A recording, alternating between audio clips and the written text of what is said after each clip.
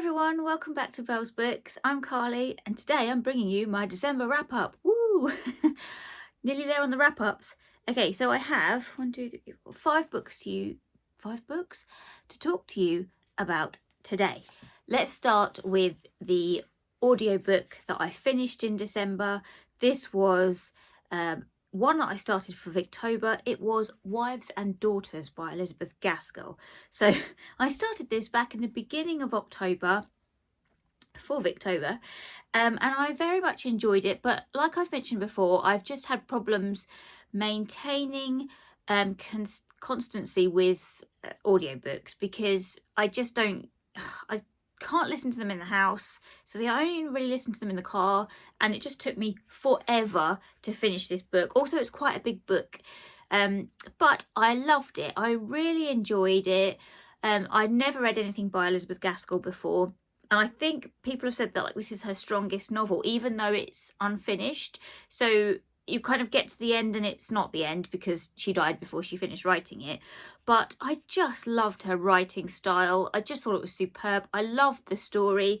So the story is about young Molly Gibson, who lives with her father and dotes on him, and her father thinks that she needs a mother figure, and so he gets remarried. So Molly has to deal with this stepmother and a stepsister that come into her life, who are quite difficult to deal with. So the new Mrs. Gibson is an odd character. I would say she's unlikable. I didn't like her at all. She's very self-obsessed, and she's always having a go at Molly and generally not being very nice to her. I liked Cynthia, her daughter, who Molly took to in the end, and I just loved the dynamic between Molly and Cynthia. So the story follows that dynamic of the family coming together, Molly learning to live with her new stepmother and stepsister, and the other people in the town that they live in. It's kind of a provincial town, and Molly goes to stay with the Hamley family, the Hamleys, Squire Hamley, and his lady wife, and it's just about all their interactions. Squire Hamley is one of my favourite characters of all time. I absolutely loved him. I thought he was fabulous.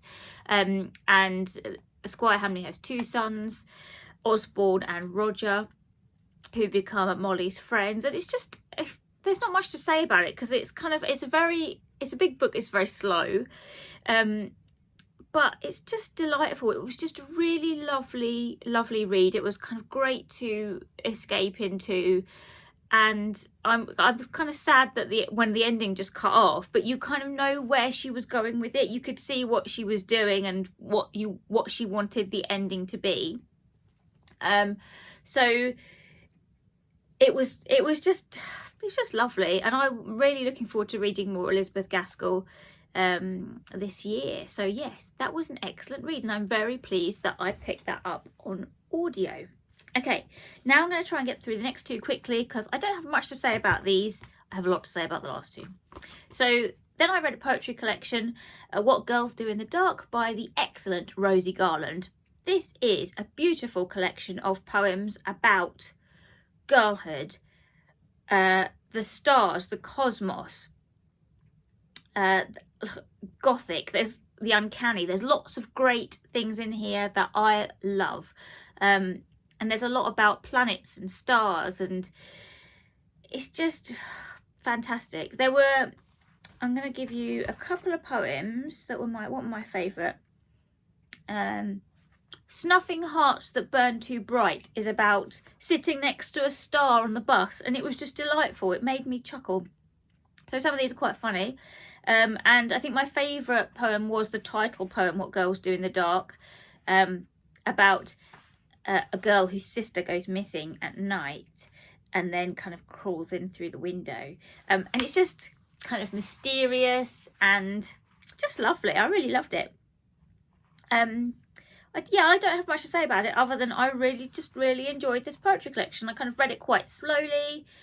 The poems aren't particularly challenging. They're very accessible. I enjoyed them. I would highly recommend it. I love Rosie. She's an excellent writer, and I would just suggest you go and read this collection. Okay, then I finished The Rental Heart and Other Fairy Tales by Kirsty Logan. I started this way back in, can't remember when it was, I think it might have been April. Then I lost it because I put it in a bag, forgot where I'd put it, couldn't find it for months. So I quickly tried to finish this in December so that I could count it in my December books. This is a short story collection based on kind of new fairy tales, and I just love Kirsty Logan's writing. Again, not much to say about this. I just really enjoyed it. Some were quite sad, some were quite uncanny. There was a very sexy one. What was that called? I can't remember what that was called. Some of them were quite hot.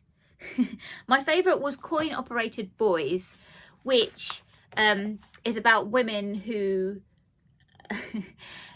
who have like these almost like wind up dolls that they put coins in and they go about with like they're their boyfriends, but they're mechanical dolls. It gave me Daphne du Maurier vibes. It made me think very much of Daphne du Maurier's story The Doll, which, if you haven't read it, is my favourite short story of all time. It's fabulous. Go check it out. So yes, I very much enjoyed this. Some of them made me feel quite sad. Some of them are a little bit witchy, a little bit uncanny. All the good stuff. All the stuff I love. And next I'm going to read, what's the other one that she wrote? Oh, I can't remember. A Portable Shelter, because I've got that. And I just love her writing style. Excellent, excellent. All right. Now let's get to The Stylisty by Erin Morgenstern. Now, I have a lot to say on this. I'm going to try and rein it in. I started this ages ago, again, at the beginning of the year. I was doing it as a buddy read with my mate, Holly. I love, love, love The Night Circus, and I had high hopes for this. I had heard mixed reviews about it, and now I understand those mixed reviews. I started this book, and probably for the first half, I thought this is going to be a new favourite book. It's got all of the things I like in it. Mystery. It's fantastical. It's set in an underground library. There are lots of books. There are lots of cats. So we follow the character of Zachary Ezra Rawlins, whose name you will not forget because it starts every single chapter. And he finds a book in his university library that is called Sweet Sorrows, and he's reading it and he finds a story about him in it that is very specific to him, to an experience that he had, and then he goes off on a mystery trying to find why his story is in this book.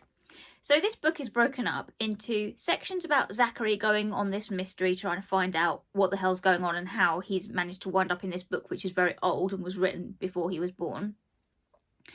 There's also like little short stories in between each chapter that are excerpts from Sweet Sorrows, the book that he's got in his hand and that he is reading. So it's like you're reading the book along with him. And I loved that. I loved all those little stories. They're all kind of, again, fantastical and full of metaphor. They're all about fate and time and those things falling in love. Zachary meets a character called Dorian, who is, again, mysterious, and they go on this adventure together. Then a few other characters turn up, and it just gets messy. There's lots of things going on in this novel, and I think it's too indulgent. I think it should have been edited a lot more. I think there was a lot that should have been taken out. None of the questions got answered. There's a lot of symbolism in here. The key, the bee, and the sword. What do they even mean? You don't find out. What happened to the underground library? What is the Starless Sea? What's the significance of the bees? Who are the Owl Kings? Why are they important? You don't find out any of that. It just goes on and on and on. And you're like, this must be wrapping up. All of this is going to be explained. It just gets mysterious. Who's the dude in the crypt? You don't know. Nothing gets explained. Why? I was just so disappointed with this book. And it started off so strong. It was like the concept was so good. but she just didn't follow it through. And it was like she just had all these crazy ideas and gone, and now I'm going to put in this, and now I'm going to put in this. And it just didn't have the follow through. The execution was just disappointing, and I'm so disappointed. Anyway, I won't bang on about it too much. I think you get the gist. Yeah, I don't know really what else to say about it. Sad times. Yeah, okay. Let's finish on a high. The last book I read in December was for my book club. It was my choice for book club. And it was Hamnet by Maggie O'Farrell. And my gosh, I had high hopes for this, and this did not disappoint. I don't know what to say about this because a lot has been said. Everyone knows about it. It is about the wife of William Shakespeare, Agnes, or Agnes, however you want to say it. She is a green witch. She's in tune with the natural world. She has a kind of a foresight. She can tell what's going to happen to people by holding their hand, like a part of their hand. She's very good with herbs, and she's a healer. And I loved that. I've had some criticism of this book, which baffles me really, because it's a historical fiction, but it's a fiction. It's a novel. And people have gone, why have you made her a witch? Why does she have to be, why couldn't she just be a normal woman? Well, she is a normal woman. Yeah, she's got some kind of healing powers, but I don't think that was detrimental to the story in any way. I found it fascinating and I adored it. And yeah, there's a lot about her relationship with Shakespeare, who is not named at all, which I thought was fantastic throughout the book. And for me, everyone talks about how this is a novel about grief, and it is. It's about how Agnes deals with her son's death, because Hamnet dies, like, you know, Hamnet is going to die at the beginning, and it's how she deals with it. And it is heartbreaking.